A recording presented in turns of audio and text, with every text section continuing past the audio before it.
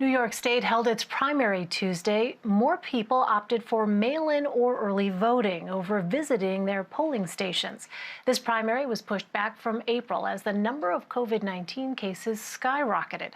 There are several competitive congressional races on the ballot, as well as seats to fill in the state, Senate, and Assembly. For more, let's bring in Erin Durkin. She's a reporter for Politico New York and the co-author of the New York Playbook. Thanks very much, Erin, for being with us.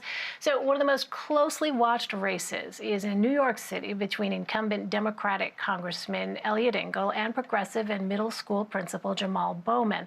Why is this such a contested race? Yeah, that's right. This race is seen by many as one of the progressive movement's best chances to be able to knock off an incumbent Democrat. Jamal Bowman has been running against Congressman Engel, who is an incumbent for more than 3 decades. He's an older white man representing a district that's mostly people of color. And Bowman has been arguing that he's essentially out of touch and he hasn't been in his district enough. He got a bit of a boost when Engel was caught on a hot mic recently saying when he was trying to get permission to speak at a press conference that if I didn't have a primary, I wouldn't care. What are some of the other key races, Erin, that you're looking out for in New York State? Yeah, there are several other primaries here in the city. Also in the Bronx, we have an open seat where Congressman Jose Serrano is retiring. And that's a very interesting race because one of the leading contenders is City Councilman Ruben Diaz. Now, this is one of the most Democratic House districts in the United States, also the poorest. But Councilman Diaz is a staunchly conservative Democrat who's against gay marriage, has a history of anti-gay remarks, anti-abortion. So everyone else in the Democratic Party almost agrees that they would be appalled if he were to win this district.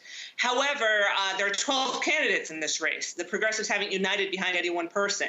You've got Councilman Richie Torres, who there's only been one poll, but according to that poll, he's the closest to Diaz, and he has the most fundraising. But you also have the former city council speaker in this race, Melissa Mark Viverito. You have Assemblyman Michael Blake. You have progressives like Alexandria Ocasio-Cortez supporting a community activist by the name of Samalis Lopez. So that's a real wild card of a race. You also have primary challenges against several other incumbents in addition to Engel. Congresswoman Yvette Clarke faces a challenger, Adem Bunadeco, who ran against her in 2018 and came very close to unseating her in 2018. And Congresswoman Carolyn Maloney in Manhattan also faces a challenger, Suraj Patel, who ran a strong race against her in 2018. However, in both of those races, you have multiple challengers this time around, whereas it was one-on-one before. And so, there's a question as to whether they'll split the vote. Well, last week, election officials in New York City said they processed more than 550,000 absentee ballots. With an influx of people voting by mail this primary, how will that affect how long it actually takes to get results? Yeah, that's right. We're actually not expecting full results tonight, in large part because so many people are voting absentee due to the coronavirus pandemic. Statewide, you had a total of 1.7 million people who requested absentee ballots, which is just far and away beyond what's ever happened in the past. Although a number of people said they didn't get their absentee ballots, which is one problem that's arisen. But because of this, in any of the races that are close, it's unlikely that they'll be called tonight because the absentee ballots won't even start to be counted until next week. Well, polling stations were still open for people to vote in person.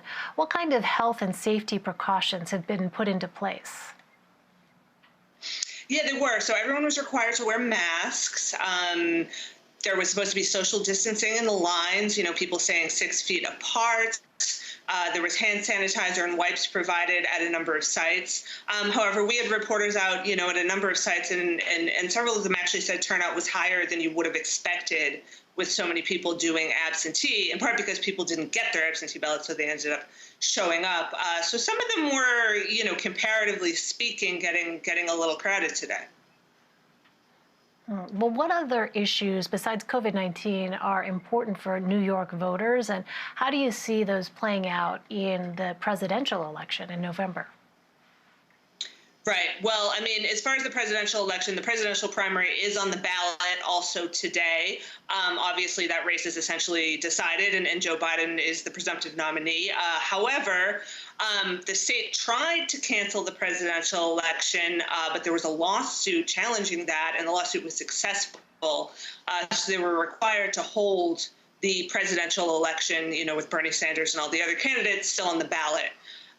And, as far as the issues, as you said, the pandemic has really upended any semblance of a traditional campaign, both in terms of logistics. You haven't really been able to campaign in person much, but also in terms of, just voters' attention. It has dominated what voters are paying attention to. And then more recently, the protests that have swept the city in the aftermath of the killing of George Floyd. So police reform has become a very hot button issue.